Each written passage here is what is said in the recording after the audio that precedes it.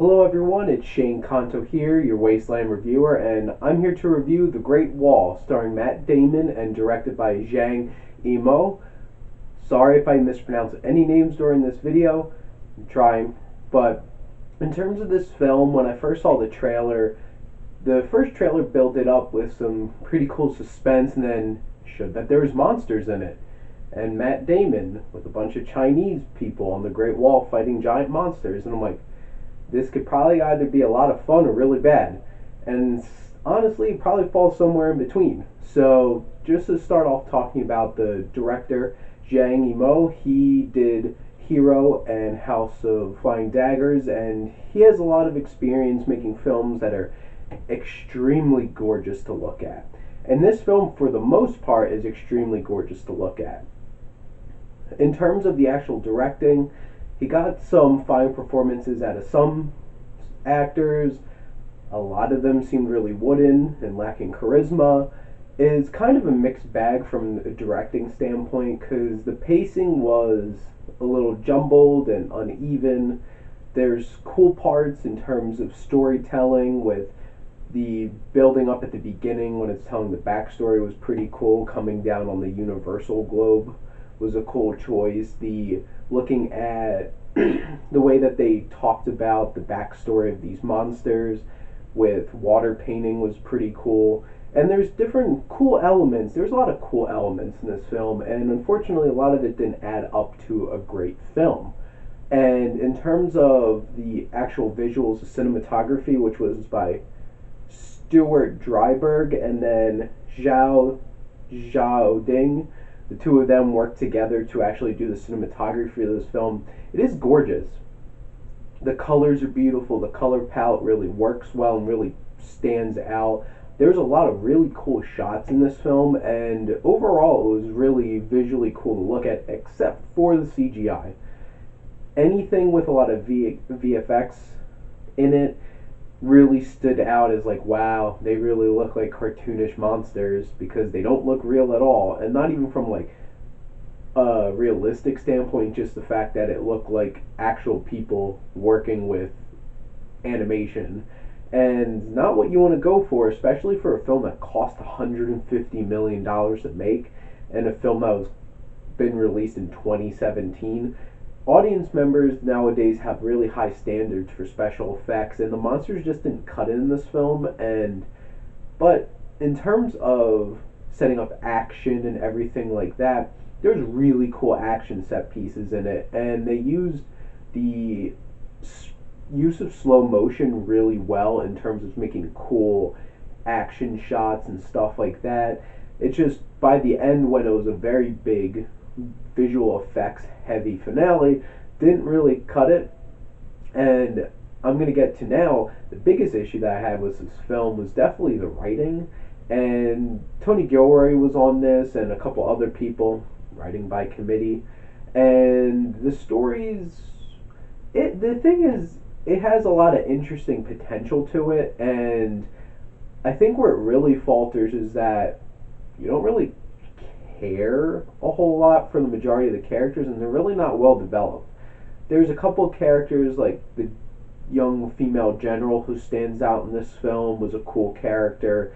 You saw some progression with her, and the main character, played by Matt Damon, is really, really bland, so he doesn't really stand out in this film. And one of the cardinal sins, in my opinion, to make when you're making an action film is that you have to have a main character that this audience is going to really think is cool or connect with and really care about. You don't have this here. And to be perfectly honest, they probably should have just cut all the non-Chinese characters out of this film and written around their actual struggle with defending their people and their trust and those themes that they were going for.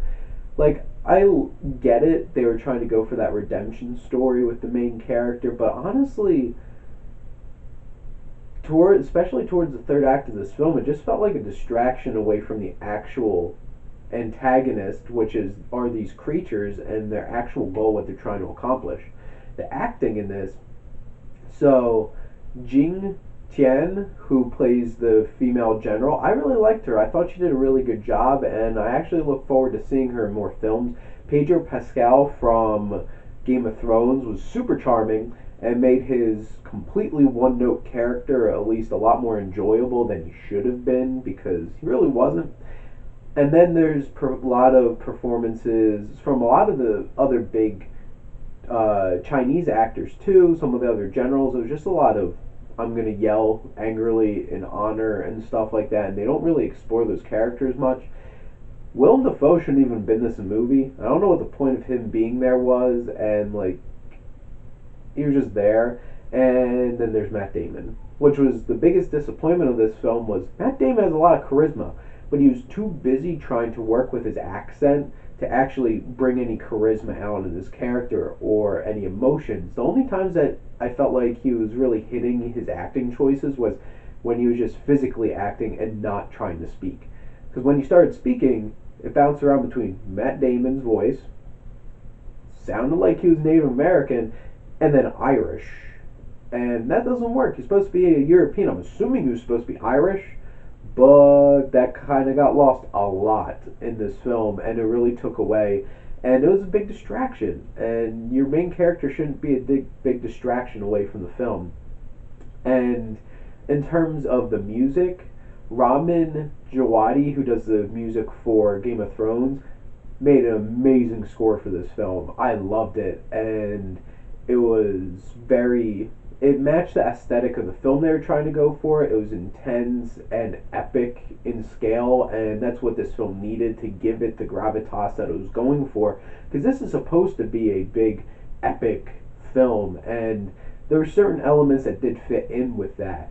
And to be perfectly honest, the editing, this film turned out to be an hour and 40 minutes. This film must have been like 2.5 hours, the actual cut that they were going for, at least by the director's standpoint, because towards the second and third act, this felt so choppy. The pacing was destroyed and jumping all over the place because how things were edited, scenes were edited together, how scenes were not placed in the right place. They were dropped into sections that killed the momentum of other things, and things just popped up that made no sense. You didn't really get the build up to them that must have been cut from the film.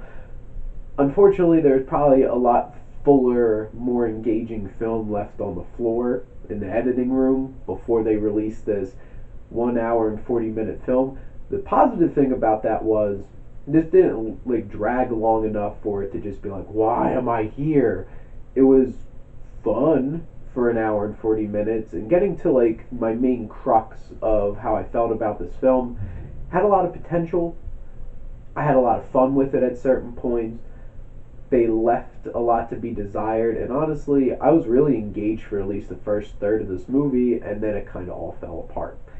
And with the dialogue, it was so overly exposition heavy and just banging you over the head. Like, I think the one piece that really hits me with how cringeworthy the dialogue was, they show the queen of the monsters. So they're basically a hive, done a lot. The Avengers, Phantom Menace, Edge of Tomorrow. You have the queen controlling everybody. Dialogue literally says, look, it is the queen. She commands them all.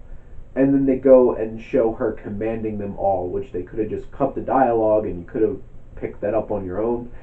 That really takes me out of movies when stuff like that happens. But overall, when it's all said and done, I would probably give this film a solid C.